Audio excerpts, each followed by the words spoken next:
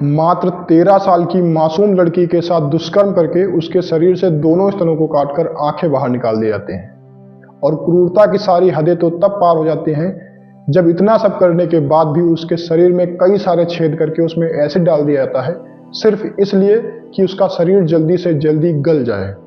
दोस्तों, आप लोगों को सुन के शायद ऐसा लग सकता है यह घटना किसी ऐसे देश की है जहां पर या तो तानाशाही शासन होगा या फिर आपके दिमाग में अफगानिस्तान जैसे किसी ऐसे देश का ख्याल आ रहा होगा।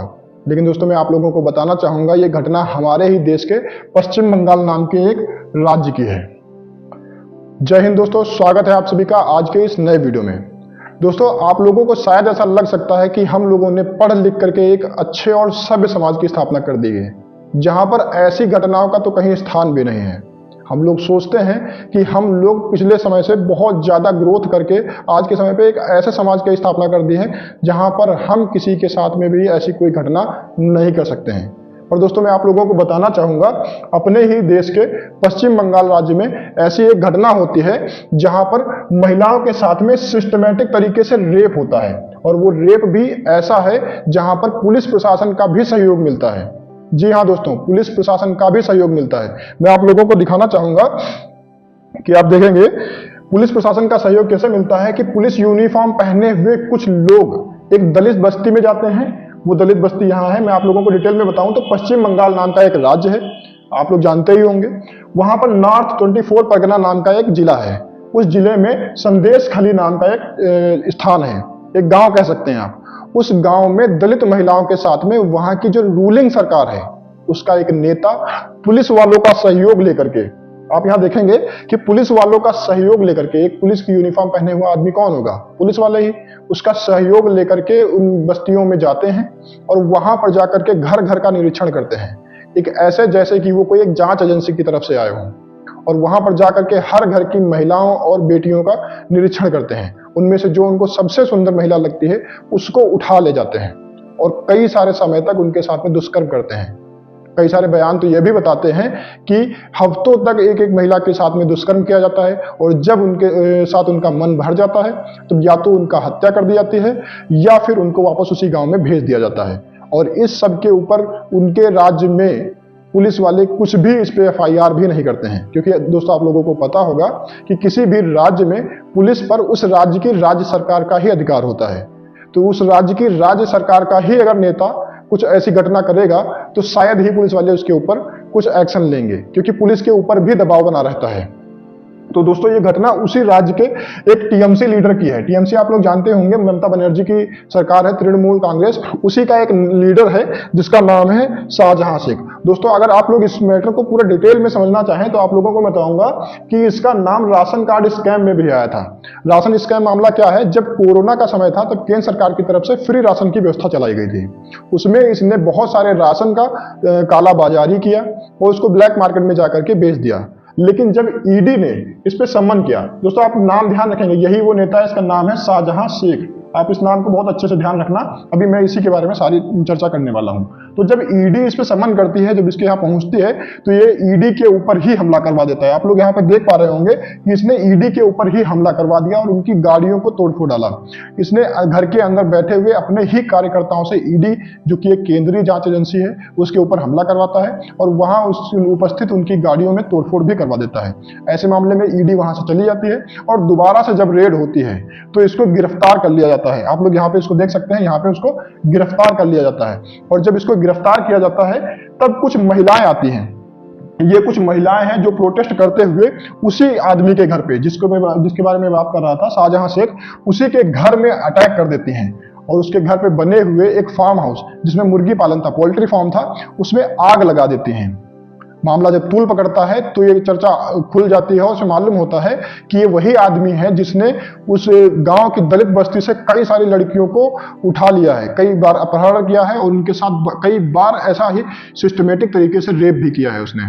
और उनमें से कई सारी मामला ऐसे भी आए हैं जिसमें इसने हत्या भी कर दी है और कई सारे अभी भी जीवित हैं। पर आपको सुनकर के ऐसा लगेगा क्या उसके ऊपर FIR नहीं होती है? तो जी हाँ दोस्तों, उसके ऊपर कोई एफआईआर नहीं होती है, क्योंकि वहां पर ममता बनर्जी की सरकार का उसको समर्थन प्राप्त होता है। लेकिन जब महिलाएं देखती हैं कि ईडी एक केंद्रीय जांच एजेंसी है जो कि राज्य से संबंधित नहीं है, वो केंद्र सरकार से संबंधित है, उनको लगता है कि अब निष्पक्ष तरीके से उनके इसके खिलाफ जांच हो सकती है, उनको कुछ समर्थन महसूस होता है, तब ये महिलाएं निकल के आती हैं और एक प्रोटेस्ट कर देती हैं, जो कि एक जांच की और इसके खिलाफ कार्रवाई की मांग भी करती हैं। दोस्तों, आप लोगों को ऐसा लग सकता है, पर आप लोगों को मैं बताऊंगा कि इस सब मामले को जब तूल पकड़ा तो वहां की जो महिला एजेंसी कहते हैं ना, राष्ट्रीय महिला आयोग, तो जो देश की एक राष्ट्रीय महिला आयोग होता है, उसके अध्यक्ष ने उन्होंने कहा कि ऐसी स्थिति में पश्चिम बंगाल में प्रेसिडेंट रूल लगा देना चाहिए। जी हाँ दोस्तों, उनका मानना है कि इस देश में, इस राज्य में, पश्चिम बंगाल राज्य में राष्ट्रपति शासन लगा देना चाहिए, क्योंकि इस राज्य में संवैधानिक तंत्र विफल हो गया है। दोस्तों, मैं आप लोगों को और बताना चाहूंगा, जो वहां के गवर्नर हैं, आप ध्यान रखना, राज्यपाल, जो वहां के पश्चिम बंगाल के राज्यपाल हैं, वो जब संदेश खली का निरीक्षण करने पहुंचते हैं, उस गांव पहुंचते हैं जो दलित बस्ती है, वहां पहुंचते हैं, आनंद बोस नाम है राज्यपाल जी का। वो जब पहुंचते हैं तो वो कहते हैं, what I saw was grossly shocking, shattering to my sense. उन्होंने कहा कि मैंने कुछ ऐसा देखा जो मैंने इससे पहले कभी नहीं देखा था। I saw something which I saw never, मैंने इससे पहले कभी देखा ही नहीं था। I heard many things which I should never heard. कहा ऐसा कि ये घटनाएं कुछ ऐसी हैं जिसको मैंने कभी नहीं सुना था। This is shame for the civil society, ये हमारे समाज के लिए शर्म की बात है। तो ये सारी बातें संदेश खली में पहुंच करके वहां के राज्यपाल कहते हैं। तो राज्यपाल जी भी कहते हैं, साथ ही साथ महिला आयोग की अध्यक्ष भी कहती हैं कि इस राज्य में राष्ट्रपति शासन लागू कर देना चाहिए, क्योंकि ऐसी घटनाएं जहां पर सरकार खुद ऐसे अपराधियों को संरक्षण दे रही हो, वहां पर राष्ट्रपति शासन लागू कर देना चाहिए। दोस्तों, मैं आप लोगों को बताना चाहूंगा, आपको लग सकता है क्या कोई सरकार ऐसी भी हो सकती है कि इतने बड़े अपराधी को भी संरक्षण दे? तो इन सबको समझने के लिए आपको वहां की थोड़ी पॉलिटिकल जानकारी होनी चाहिए। अगर आप उस राज्य के बारे में जानते हैं कि वहां कैसी क्या व्यवस्थाएं हैं, तो आप आसानी से समझ सकते हैं। दोस्तों, मैं आप लोगों को बताना चाहूंगा कि पश्चिम बंगाल एक ऐसा राज्य है जो बांग्लादेश के साथ सीमा साझा करता है। और बांग्लादेश के बारे में मैं आपको बताऊं तो आपको पता होना चाहिए कि बांग्लादेश एक ऐसा देश है जहां पर अधिकांशता मुस्लिम जनसंख्या है। ठीक है दोस्तों, और मुस्लिम जनसंख्या में से बहुत सारे ऐसे हैं जो वहां से भाग करके भारत में आते हैं, उन्हें हम लोग रोहिंग्या कहते हैं। आप लोग ध्यान रखेंगे, रोहिंग्या। ठीक है, तो पश्चिम बंगाल से भागकर आने वाले जो रोहिंग्या हैं, वो बांग्लादेश से भाग करके आने वाले रोहिंग्या हमारे पश्चिम बंगाल राज्य में ही शरण लेते हैं। दोस्तों, आप लोगों को पता होगा, पश्चिम बंगाल से भाग करके लगभग 2 करोड़ रोहिंग्या आए हैं, जिनमें से जिनमें से 1.5 करोड़ तो अकेले पश्चिम बंगाल में ही है। पश्चिम बंगाल यानी कि ममता बनर्जी की सरकार जहां पे है, वहीं पर 1.5 करोड़ लोग अकेले तो केवल पश्चिम बंगाल में ही रहते हैं, बाकी 50 करोड़ लोग अलग भी रहते हैं। इन 2 करोड़ लोगों में अधिकतर मुसलमान ही हैं। आप लोगों की जानकारी के लिए बता दूं कि ममता बनर्जी की सरकार, ऐसा माना जाता है खबरों के मुताबिक कि ममता बनर्जी की सरकार मुसलमानों के पक्ष में ही ज्यादातर बयान देती है। आप लोगों को यहाँ पे देखने को मिल जाएगा, ये सारी चीजें ऐसे नहीं चल रही थी जब यहाँ पे पश्चिम बंगाल में ममता बनर्जी की सरकार नहीं थी। यानी ये घटना 2005 की है। 2005 में ममता बनर्जी इन्हीं रोहिंग्याओं के खिलाफ आवाज उठाया करती थी, क्योंकि ये रोहिंग्या ममता बनर्जी को वोट नहीं दिया करते थे। लेकिन जैसे ही ममता बनर्जी की सरकार बन जाती है, ममता बनर्जी अपना बयान पलट देती हैं।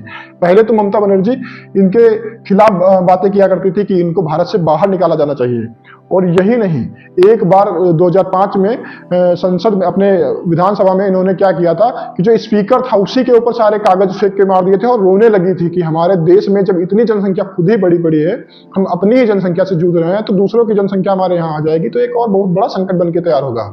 जो ममता बनर्जी इसका विरोध कर रही थी, आज के समय में ममता बनर्जी उसी चीज का सपोर्ट करती हैं, और ममता बनर्जी ने यू टर्न ले लिया है वहां से। इस बात से वो पूरा पलट गए हैं कि इनको बाहर भी निकालना चाहिए। और दोस्तों, अब मैं आप लोगों की जानकारी के लिए बता दूं कि ममता बनर्जी की सरकार उन रोहिंग्याओं के समर्थन में यहां तक आ गई है कि उनका आधार कार्ड और वोटर आईडी भी बनवा दी है उनके लिए। कई सारी चीजें, तो उनके राशन कार्ड और बाकी सारी सुविधाएं जो भी हमारे देश के नागरिकों को मिलती है, वो सारी उनके लिए प्रोवाइड करा दी गई है।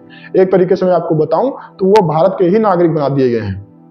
आप उनको पहचान भी नहीं सकते कि भारत के नागरिक हैं या नहीं हैं। इसके लिए मैं आप लोगों को एक घटना बताऊंगा। ममता बनर्जी ने एक बयान दिया, उसमें उन्होंने कहा कि जो हमारे यहाँ आधार कार्ड काट दिए गए हैं, मैं उनको दोबारा से जांच करके एक नई आयोग गठन करूंगी, जिसमें मैं फिर से इनके आधार कार्ड बनवाऊंगी। पर UIDAI जो आधार कार्ड बनाती है उसने बयान दिया कि मैंने एक भी व्यक्ति के आधार कार्ड को वहां पे काटा नहीं है। जब उसने बयान दिया कि मैंने किसी का आधार कार्ड काटा नहीं, तो ममता बनर्जी किसके आधार कार्ड के कटने की बातें कर रही हैं? किसके लिए उन्होंने एक नई एजेंसी बनाई है जो आधार कार्ड का फिर से इनके लिए नए आधार कार्ड बनाएगी?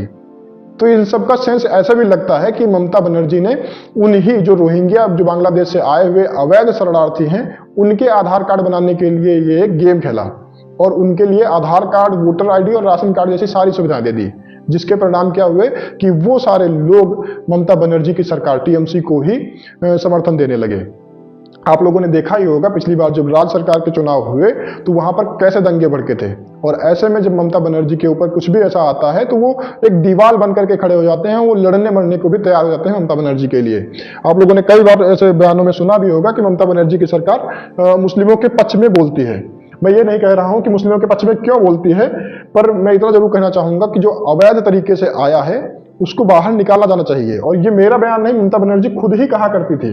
ममता बनर्जी ने पहले खुद ही कहा है कि ऐसे लोगों को भारत से बाहर निकाला जाना चाहिए, और रो रो करके उन्होंने ये सारी बातें कही हैं। लेकिन आज जब वही मुसलमान या मुस्लिम लोग जब इनका खुद का समर्थन करते हैं तो ये आज उनके पक्ष में खड़ी हुई दिखाई पड़ती हैं। दोस्तों, आप लोगों को पता होगा कि पश्चिम बंगाल में मुस्लिम तुष्टीकरण की राजनीति बहुत पहले से हो रही है। दोस्तों, आप लोगों को शायद पता होगा कि 1905 में जब पश्चिम बंगाल का विभाजन हुआ था तब भी इसी आधार पर विभाजन किया गया था कि जो पूरब में अधिक जनसंख्या मुस्लिम जनसंख्या वाला क्षेत्र है उसे पूर्वी बंगाल कहा गया, और पश्चिम में जो हिंदू मेजोरिटी वाला था उसे पश्चिम बंगाल कहा गया। लेकिन 1911 आते आते ये बंगाल विभाजन रद्द हो गया। लेकिन वहीं से नींव पड़ गई हमारे देश में धर्म के आधार पर विभाजन होने की, और परिणाम क्या हुए? 1947 में जब हमारे देश का विभाजन हुआ तो पूरी पाकिस्तान के तौर पे बांग्लादेश और पश्चिमी पाकिस्तान के तौर पे आज हम लोग कैंसर झेल ही रहे हैं। तो ये सारे जो विभाजन हुए हमारे देश के, ये भी धर्म के आधार पे ही हुए, और इसकी नींव 1905 में ही रख दी गई थी। तो यहां से आप लोगों को देखने को मिलेगा कि जैसे ही तुष्टीकरण की राजनीति होती है तो हमारे देश में ऐसे विभाजन के भी मुद्दे देखने को मिले हैं, और आज फिर से वो सारे मुद्दे गरमा रहे हैं जो तुष्टीकरण की तरफ इशारा कर रहे हैं।